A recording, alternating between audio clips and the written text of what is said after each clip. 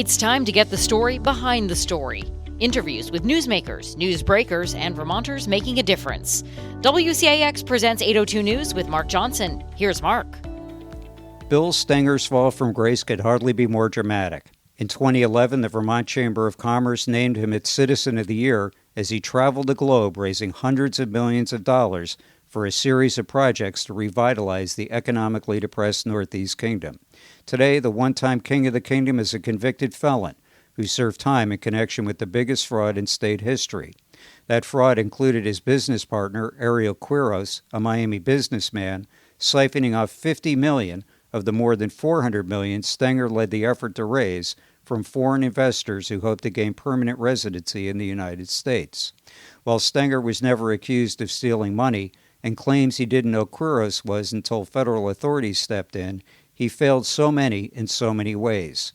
He didn't ask enough questions when he suspected something was wrong, and whether intentionally or unintentionally, whether by design or neglect or, as he claims, by naivety, he and others put the future and the money of investors at risk. Whether all 800-plus who trusted him are made whole remains to be seen. Vermont taxpayers will also have to pony up $16 million as part of the scandal. Some of the projects were completed, and Stenger has helped find a company to take over part of the building intended for ANC Bio, but there's an empty lot in downtown Newport locals call the Hole that serves as a reminder of the failed dreams and promises Stenger played the key role in promoting. In this edition of 802 News, Stenger talks about how he missed the red flags, the mistakes he made, and what he's doing now to restore his reputation and finish the job he set out to do. In this, part 2 of my interview with Northeast Kingdom developer Bill Stenger, he said an early mistake in his dealings with business partner Ariel Quiros was failing to ask for a full accounting of Quiros' purchase of J. Peak in 2008, a deal that would have given Stenger a minority share of the mountain. If I had it to do over again, I would have, at the time of the closing, the purchase of J. Peak, I would have insisted on seeing the purchase money that Quiros said he had in the account before the transaction occurred. Because you know what happened. Yeah, that was the beginning of this whole one project paying for all the money that you had raised for the tram house, he used to pay for J. Peak, and then each subsequent project was then backfilled to pay for the less. It's not really a Ponzi scheme. It's a backfill. The Project 3 pays for Project 2, Project 4 pays for Project 3. It's a shell game. Well, or how would you describe it? At the time that the sale occurred, the funds that were in the project account, the son-in-law instantly turned that money around and sent it back up to pay St. Sever. If at that time we had insisted on seeing the money in a third account, that would have stopped the sale, because money went down and money came back. But if the money for the purchase was identified in an account before the EB5 money was transferred to Florida, it would have stopped the sale, because he couldn't have done it. And had his son-in-law not cooperated, it never would have happened. At any time during this relationship that you had with him that went from, let's start with when he purchased J. Peak in 2008 up to 2016 when the SUVs from the Securities and Exchange Commission show up here, we're here at J. Peak at the front door. Did you ever ask him, are you taking money off the top here? Are you taking EB5 money for yourself? He took $50 million. I never did. Now, every bill was getting paid. Every bill was getting paid. The projects were getting constructed. People were getting their green cards. And it wasn't until the I think, the middle of 2015, when I was preparing to sign contracts to build the foundations and the steel for ANC Bio Vermont, that he told Bill Kelly, his gopher, so to speak, to tell me that we had to slow down. And I was shocked, because I was committed to the ANC Bio project in Newport. And when that occurred, and that was the spring of 15, I said to myself, I don't understand this. I'm concerned about it. I don't know what to do. In hindsight, I should have gone to independent legal counsel. But I'm thinking, I've got to protect my team here. I've got to get the projects built because of all the money that's been raised. And, we were going back and forth with the state on getting the reauthorization for ANC Bio and Burke in 2015. That was my focus. Demonstrate to them and to myself that the ANC Bio project itself had integrity. And that's when I became concerned. I didn't have to deal with him on a day-to-day basis. He was probably here a couple weeks a year, physically here, and it was in and out. I didn't have a social relationship with him. He wasn't like Jacques Hébert was my friend, and he spent a lot of time here. One of the greatest people I ever met. Quiros, we started out cordial, and I was very curious about the ANC Bio Korea, because I thought this is something that might really work in Vermont. But after he bought Burke, his whole demeanor changed, and I became concerned. What do you mean by that? What do you mean his demeanor changed? Like what? Well, he buys Burke Mountain, changes the name of the mountain, right, puts his son in as general manager, who's never done anything in the ski business. Burke is losing a couple of $1 million a year, and I'm being asked to write checks from Jay Peak to cover the operating losses at Burke. And, I'm starting to, think, what the hell's going on here? He doesn't listen to the recommendations that we're making here for Burke, how to better run it, how to promote it better, how to get that $2 million loss a year to break even or better.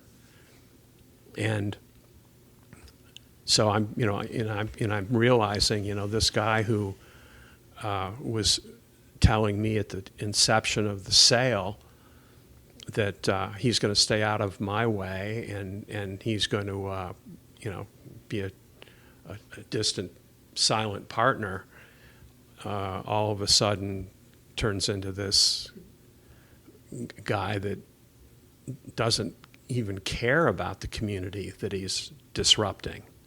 And I'm really afraid that disease is going to come here.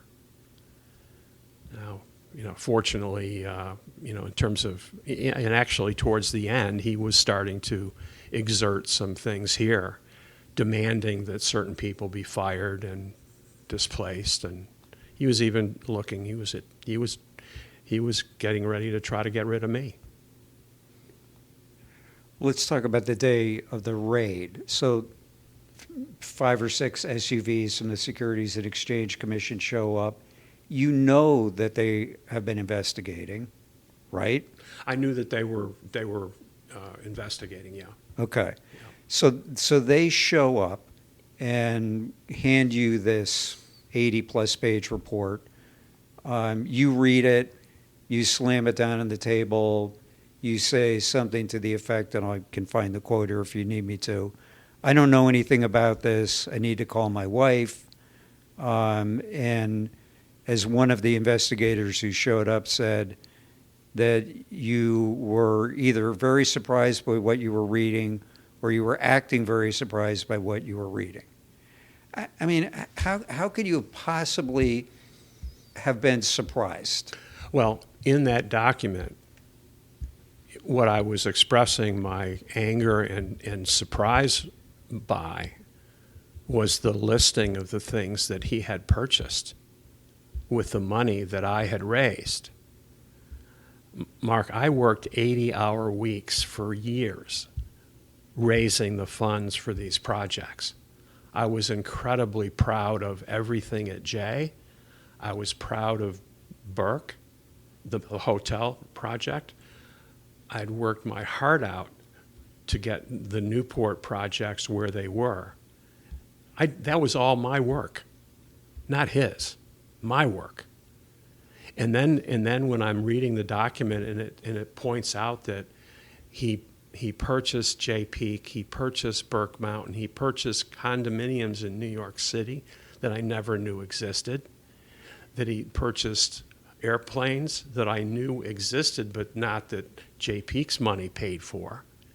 I mean, there was $50 million of stuff that were listed there that he took. He paid for those things with the money that I raised, and that money was intended for the ANC Bio project in Newport. Now, when we went through you were saying, how could I be surprised?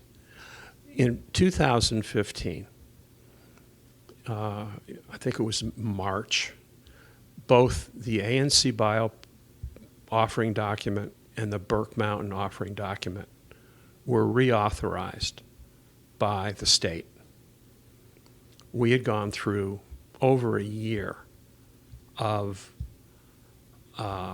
extensive review of language. The offering document had a section in it about the SEC, explaining it. Yeah, disclaimers, yeah. Yeah, and I had employed a third-party bioscience company, Frost & Sullivan, to determine if project components at ANC Bio Vermont had legs, could be relied on, and to the degree that a new company could rely on something, they were comfortable and enthusiastic about the project.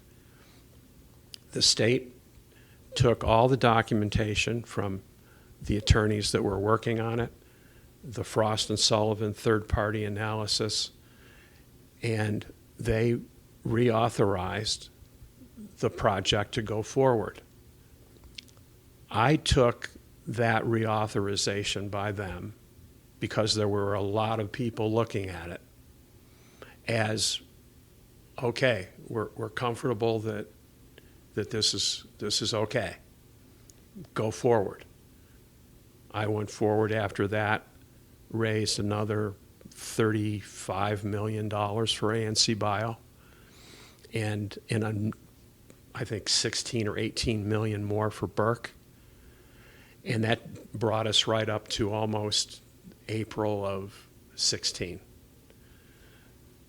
What I learned after the fact was that when the state went to see the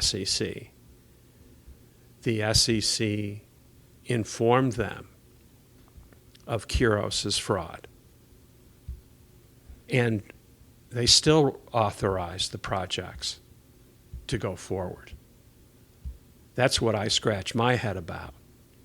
Because, I went to prison and I have a $250,000 restitution because of the money I raised after the state authorized the projects to go forward. And the state knew at the time that they authorized the projects to go forward that Kuros had committed fraud. And I did not know that. And neither did anyone here at JPEAK know that. Okay, but this is also after the state had suspended the projects. Go ahead. The state, we had a meeting with the state, and it was a twofold meeting. They had learned, and this, again, they had learned from an intern that was working at the Department of Commerce, a Korean college student, who was asked to do some internet searching about ANC Bio Korea. And I remember it was in May of 2014 that I got a call asking me to come to the Department of Commerce. And I went, and it was a Friday afternoon, and they told me that the intern had discovered on the internet in Korea that ANC Bio Korea was in financial distress, that the building had been repossessed by the bank, and my jaw dropped because I didn't know that. Nobody here knew that. Now, ANC Bio Korea was not a shareholder in JPEAK, and Alex Choi, who was the head of ANC Bio Korea, was allegedly one of the silent partners in J. But I learned after the receivership that he really wasn't. And so May of 14, I learned there's some problems in Korea. I immediately, from the Department of Commerce, called Bill Kelly, who was with Ari Kuros, saying, what the hell is going on? How can this be the case? And how can I not know about this? So now, coincidentally with that meeting, the attorney for the state, who we worked a lot with, pointed out, look, the offering documents have expired. They expired on December 31st of 2013. We want you to call a timeout. We're calling a timeout on these two projects, and we want to meet with you in another week or two to review what to do going forward. And we did that. A couple of our attorneys, Kuros was on the phone from Florida. Bill Kelly was actually in the room with us, with me, and the Department of Commerce people with their attorney. And they put together a list of, I'm going to say, 8 or 10 things that they said, look, we need answers to the following things for us to even consider reauthorizing these projects to go forward. And these are state folks. State folks. Okay. Yeah. And that was in June of 2014. It took 6-8 months to go through that entire list of things. Some of them were legal, some of them were accounting, some of them were scientific. And we divided up the things that they were requesting.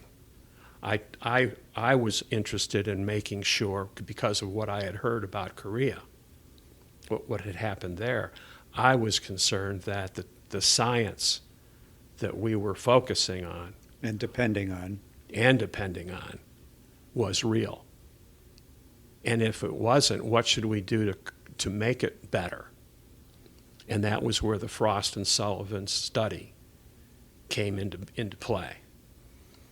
I met And these people were independent. I was very impressed with their approach, the people that they contracted with to give review and opinion, followed by the name of Dr. Chris Mason from Boston. He is an internationally highly regarded gene therapy expert, and his input to us was, I felt, invaluable. He was basically saying there is an enormous opportunity here, but you need to focus on gene therapy more than stem cell work, and you've got to approach it in a manner that's consistent with the future of bioscience and not the past. And it appeared when I was trying to dig a little more about, well, what happened in Korea? Well, they were underfunded from a research and development standpoint, and they had debt to the Korean government that they were struggling to pay. But in the case of ANC Bio Vermont, there would have been no debt. There would have been ample R&D money, and with the advice of Chris Mason and others like him, the direction that we were going to go in was gene therapy in an overwhelming way. So back to late 2014, the Frost and Sullivan study is a 6-month thing. And it was in early 2015 when, I'm giving the final report on Frost and Sullivan to the state. The lawyers were working out with state lawyers the language relative to the SEC and all the other. There were several things that they wanted to just see clarity on. What to put in the documents for when you continue to raise money. Correct. Yep. Making sure that list of items that they gave me and gave us in 2014 were all addressed to their satisfaction. And it was in March of 2015 that we had a meeting in the governor's office, and there was all right, where do we go? What are we going to do? And the result of that meeting was that the ANC Bio offering document was going to be reauthorized with a caveat, and that was that the money that was raised from that point forward would go into escrow and would be monitored by the state. I had absolutely no problem with that because I wasn't diverting any money. So I was fine with that. And the same thing with Burke. The funds that were raised for Burke would go into an escrow account, and that money would be used to pay the contractors. I had no problem with that.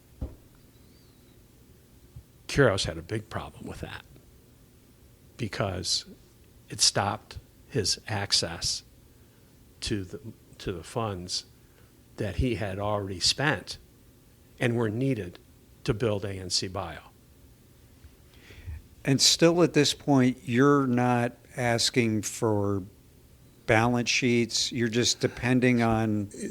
Mark, there had been little or no expenditure of ANC Bio funds. The purchase of the land and a few $1 million of money that was legitimate expense for architecture and foundation work and utilities.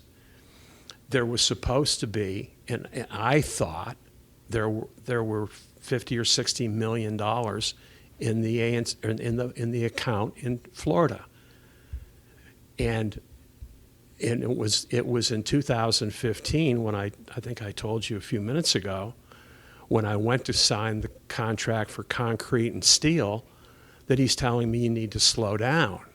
And I'm thinking, how the hell can you tell me to slow down when the money should be in escrow? And, that's when if I look back and say, why didn't you go to the authorities? I asked myself that question too.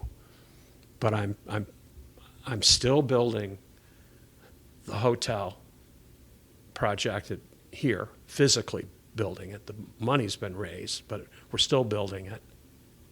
The hotel at Burke is well underway. And I'm thinking, I've got to finish these projects. And that was my focus. And, in hindsight, probably should have gone to see an attorney and gotten a lot more aggressive. And, okay, so why didn't you? I mean, it is easy to look at things in hindsight, but, I mean, my God, I mean, what you've just laid out, I mean, there's at least a dozen red flares going up all over the place. And we're not talking about a couple of $1 million. I mean, the total that you and others raised in these 8 projects, I mean, is over $400 million from 800 people. I mean, that's where I think anybody looking at this from 10,000 feet or 20,000 feet up says, this story is just hard to believe. I mean, it fantastic and not the way the good fantastic, but it just doesn't. It's incredible. Well, every project had an investor group, and every project got built, except ANC Bio. That didn't get built, and that's where the plane crashed and burned. That's where the music stopped and the musical chairs of this, I don't want to say game, but the game of where you're raising money, where Project 6 is paying for Project 5 and Project 7's paying for 6. I mean, that stuff I was not aware of. But how is that possible? This is what you're doing, and for you to say that you're busy all day working on projects. Projects get built, invoices get created by the contractors, invoices get sent to Florida to be paid, and they get paid. That was the protocol. And as long as the contractors were getting paid, I thought things were fine. And in 2015, that's when the first contractor, it's not that they didn't get paid, that the request to pay a going forward contract didn't get paid. And that's consistent. That's exactly what happened. When work is getting done, buildings are getting built, contractors are getting paid, the 829 applications for each investor are being submitted with the proof that their money was spent on the project, and they're getting their green card. For me, that's verification that we're doing what we're supposed to do. And I did not watch every transaction in Florida, and I went to prison for it. And my life, went in an incredibly bad direction as a result of that. And I paid the consequence. I'm continuing to pay the consequence. How much blame do you deserve? I deserve blame for not paying enough attention. I deserve blame for that. The master plan was a great project done by Jacques Hébert and myself, and Paul Matthews of EchoSign, a land developing architect. I stuck to that plan, and Jay Peak is pretty well built the way it was supposed to be. ANC Bio was not a dream, but a belief that if it was properly funded with no debt, which an EB5 project is debt-free for a period of time, that it could have and would have been successful. And almost every investor that is in the J projects or was in the J projects, I met almost every one of them. I personally toured them through here, welcomed them. I created the relationship. And for them to have the uncertainty and the fear and the disappointment that the project that they were proud to be part of, and I was proud to have them part of, go the way it did, I can't begin to tell you how heartbroken I am about that. And I'm the only, it's not a saving grace, the only thing I'm pleased that Michael Goldberg, the receiver, has done the kind of job he's done and tried to make as many of these people whole as possible and to salvage the projects to the degree that he's done. I'm continuing to try to help him do that, but you made the point a couple of times. Bill, you're not a stupid guy. No, I'm not. But I'm too trusting to a fault, and in this particular case, I could not believe that he would do what he did, and that's when the receivers, when the SEC came here, and I saw the list of things that he had used money for that I was unaware of. I felt incredibly betrayed because it was money that I had worked my heart out to raise for the projects, for the communities, for the employees, and the investors. The EB5 program is a great program. It helps the community. It helps the staff of the companies. It helps the investors. It gives everybody something they can be pleased with. But you better damn well use the money the way it's intended. And the thing that Kuros didn't seem to get was that once the projects were built, there was going to be notable profits and the company value was going to go up. So, why be greedy and fraudulently take funds that you had no right to? When federal authorities say in this New Yorker piece, that's implausible that you didn't know that he was pocketing money himself. That I don't know where in that article that says that, but that's incorrect. Well, that's what they say. That it's too phenomenal to believe. I mean, I guess the question would be, is it? I think their theory is that you either had to have known, or it's gross negligence on a scale that is a 12 on a scale of 1 to 10. Well, I didn't know. Let's get that off the table. And gross negligence, I'm continually focused on the construction of the projects and the payment of the bills. And with those things going on a consistent basis until 2015, I was pretty sure we were okay.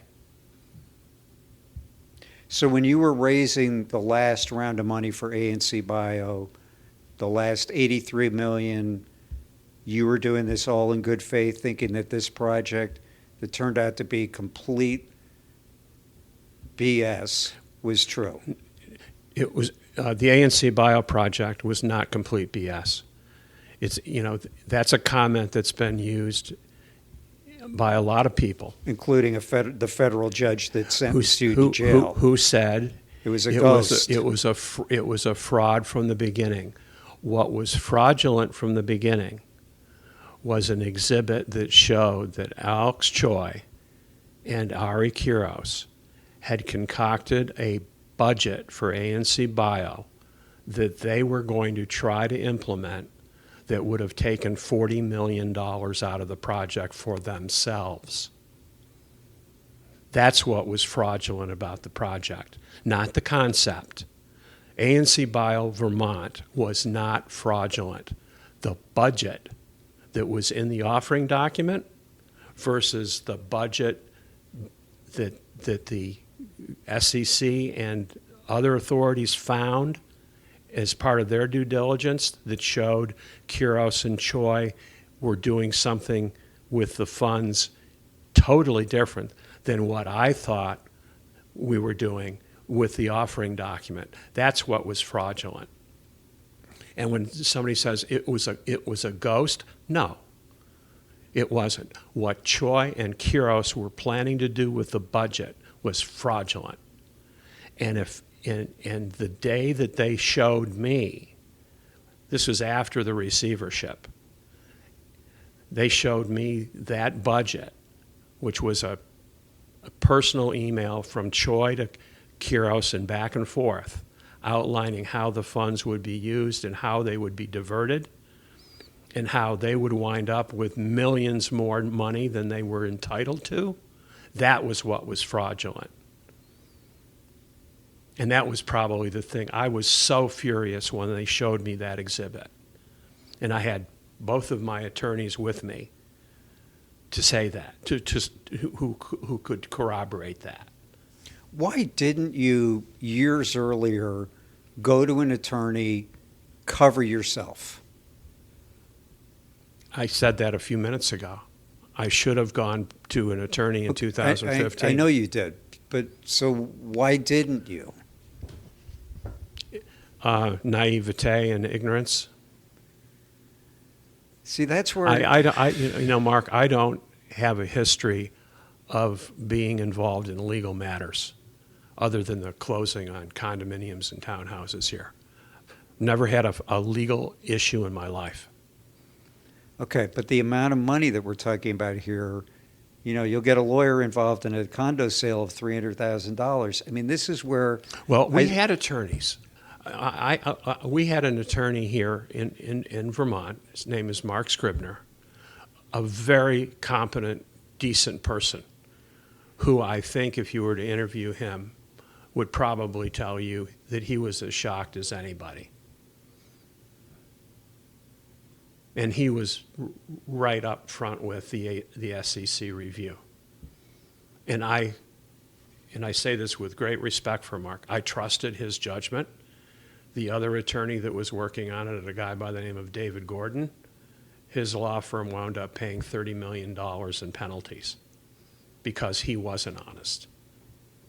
And I was trusting these two guys, one of which I still trust. Mark, I have respect for and believe that he was operating on the basis of what he thought was right. The other, I think, was doing everything he could to protect Quiros at the expense of the rest of us. We'll be back right after this. At Red Hen Baking Company, they believe pure, uncomplicated ingredients in the hands of skilled artisans are the building blocks for great food.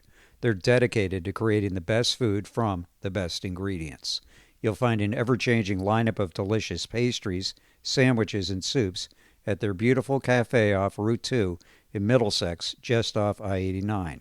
Their breads are also available in many other locations. Led by owners Randy George and Eliza Kane, Red Hen Baking Company has been on the leading edge of the local food movement since 1999. Back to my discussion with Bill Stenger. At your sentencing, you said, I got lost along the way. I fell into the trap that the ends justify the means, and for that I'm truly sorry. I have no one to blame but myself. What did you mean by that? I think what I meant by that was that there were so many things going on, so many projects. I got caught up in trying to complete them. I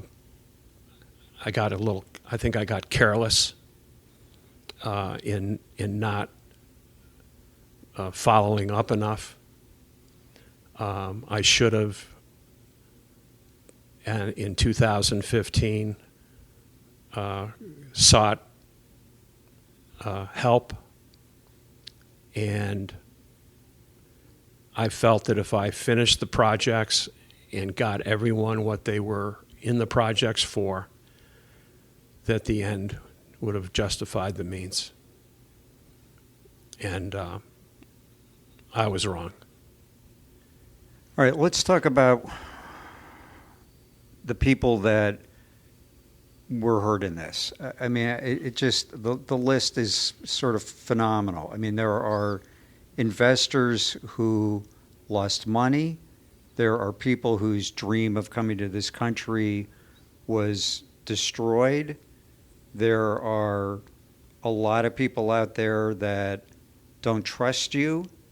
You've got Pat Moulton, who, you know, is somebody I think you had great respect for and had great respect for you, that feels, according to her testimony to the FBI, feels that you were deceptive with her. You know, there are people here in the community in which you live. I mean, even your lawyer said you're going to be, you know, always viewed as a convict. So the people that are disappointed, mad, feel as though you've done great wrong here, how do you respond to that? The only thing that I can do is try to make things in the areas that have been the most disappointed, which is Newport. Try to do some things there that are helpful. Try to help Michael Goldberg find a use for the Main Street block. Try to help him with some of the remaining assets that he has, whether it's the Burke Mountain sale or you know, some of the property that Kuros owned in Jay. You know, I can't undo the fact that some of the investors did not get their green cards. Michael is doing everything he can to rectify that. As far as, you know, the people that I know in the state, knew in the state, I haven't had an opportunity to talk with some of them. I would like that at some point, because I think there's some misunderstanding of intent. But it is what it is. You know, I've lived here since 1985, and have a long list of things that I'm proud of. I'm very proud of a lot of the things that are here. We've talked about what I'm not proud of, and the mistakes of omission and not paying attention. And look what it's cost. Not me, what it's cost others. I really cared a lot about the investors and had great relationships with many of them. And to have them, many encountered different situations. Some people got their funds back, got their green cards. Most got their green cards. And some are still waiting for a return on their investment. But I can't change it. I can't undo it. But to say to me, it is what it is, if I'm an... Well, that doesn't mean that I accept it or approve of it, Mark. I'm heartbroken over this. And for them. You know, I'm not dismissing this at all. I mean, I am heartbroken over this. And, you know, I have all sorts of personal issues to deal with, but they're irrelevant compared to the problems that the investors, some of them, are having. Fortunately, Michael has done an outstanding job of finding refuge for them in the sense of another project or a way to get them their green card. And I'm thankful, very thankful for that. He is an exceptional person. And but I don't mean to say it is what it is, thinking it in a cavalier way. No, I can't change it. You know, I'm working to try to help the Newport projects along. I'm doing what I can to be supportive of efforts that I know are underway in those places to make some good things happen. I am pleased that the operation here is going well, and that the team of people here, the jobs have been created. The company is profitable and successful, and the people that I hired are still here and thriving. But they've been through hell too. The amount of disappointment and fear that they had to have gone through from April of 16 until the sale. I mean, it's heartbreaking to think about they didn't have any reason to have to drive home at night and think, God, is my job safe? Am I going to have a paycheck next month? That's all stuff that happened as a result of this. It's horrible. And there were hundreds and hundreds of people here that, had to have had weeks of that fear. And I have to take responsibility for that, or at least partly responsible for it. How do you live with that? How do I live with that? I live with it because I have to, and I live with it in part with a little bit of comfort to know that these people are protected and working and successfully got through it.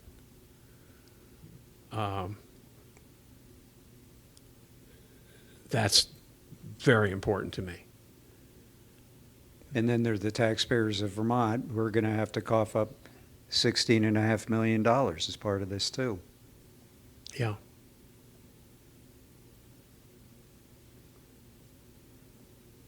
Anything more you want to say about that?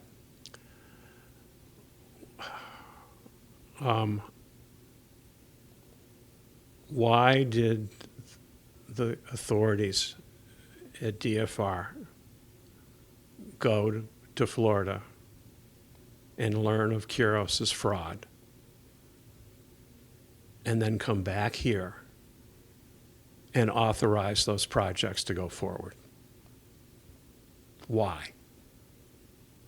And why did they authorize me to go back into the marketplace to raise the funds, knowing that he had fraudulently conducted himself, and they knew that I didn't know that? Do I wish that the taxpayer of Vermont had no responsibility? Absolutely. But I don't understand how they could have reauthorized those projects knowing that he had stolen money. So what your claim is you had no idea what they knew? Yes, and that's factual.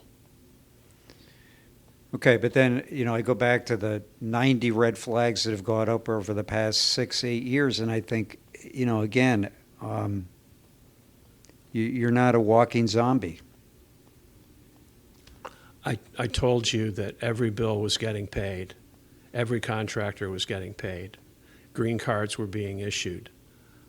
I didn't have a knowledge that the funds were being mishandled. Again, the projects were being built, the bills were being paid, the investors were getting their green cards. In 2015, I started to see things and got concerned. And you just felt like you got to keep going and I got to just finish. I got to finish it. I got to finish. I've got to build that bio project, and I got to finish that hotel. And somehow the music wouldn't stop before the musical chairs of the money going around that. I wasn't aware of how the money was going around.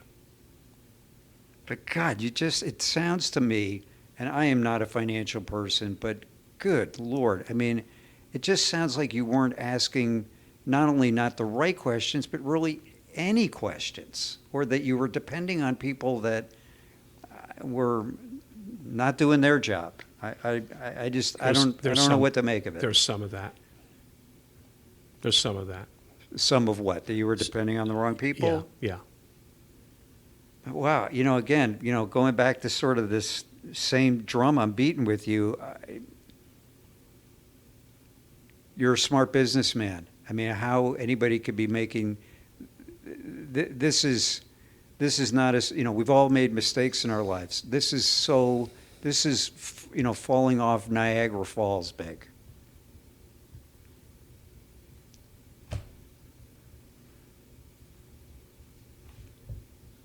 Right? It's a huge heartbreak. I mean, Pat Moulton describes when she drives by the Newport site, she can't even look at it. I mean, there is certainly an element of just. Well, I read that, and I know what's going on in Newport right now. And there's a real concerted effort to not look away. And I'm trying to be helpful where I can to make something constructive happen there.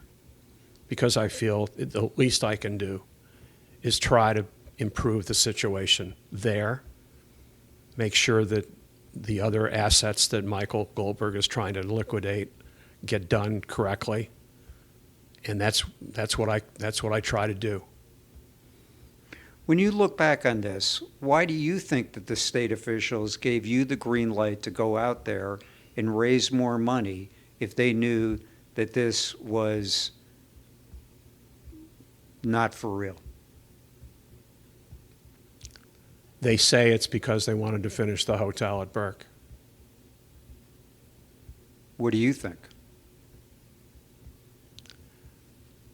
I suspect that some of that is true, but I don't understand why if they knew that he had done what he did, I can't imagine why they would have reauthorized those projects. And you, I took that reauthorization as everything's fine. And they had done a deep dive on the finances, and they did, allegedly, and reauthorized them to go forward. Just as an average person, it's hard for me to believe that they would know about fraud going on with your business partner and not tell you.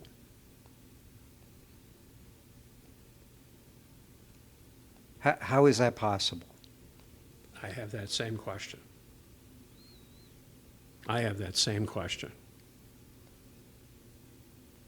Because I was the one that went out to and raised the money and put the effort in to do it. So they used you. Yeah. Yeah, they did. You're 75 years old. Yep. How do you regain your reputation at the age of 75? I mean, you were the Citizen of the Year with the Vermont Chamber. You were the King of the Kingdom. You know, there were people that thought you were all that in a bag of chips. How do you, and I mean, the fall here has been, I mean, it's fallen down the entire Jay Peak Mountain here. How do you rebuild your reputation at the age of 75? All I can do is try to help my community in the best way I can. And that's whether it's the Main Street project or the Newport Airport development or finding a way to have the land in the village of Jay properly used. These are all things that Michael Goldberg is involved with, and I work for him on a project-by-project basis to try to pull things together and have some successful outcome from some of these things. Will the success of those projects undo or change the disappointment and the way I feel about the negatives? No. Can I ever get my reputation back? Probably not the way I would like. You only have so many days. I had many years here where myself, my staff, the community, incredibly proud of what we built and what we created. And I guess when you go back to that quote of did you get lost along the way, certainly got derailed. That wraps it up for another edition of 802 News, sponsored in part by Red Hen Cafe and Bakery. Thanks for listening.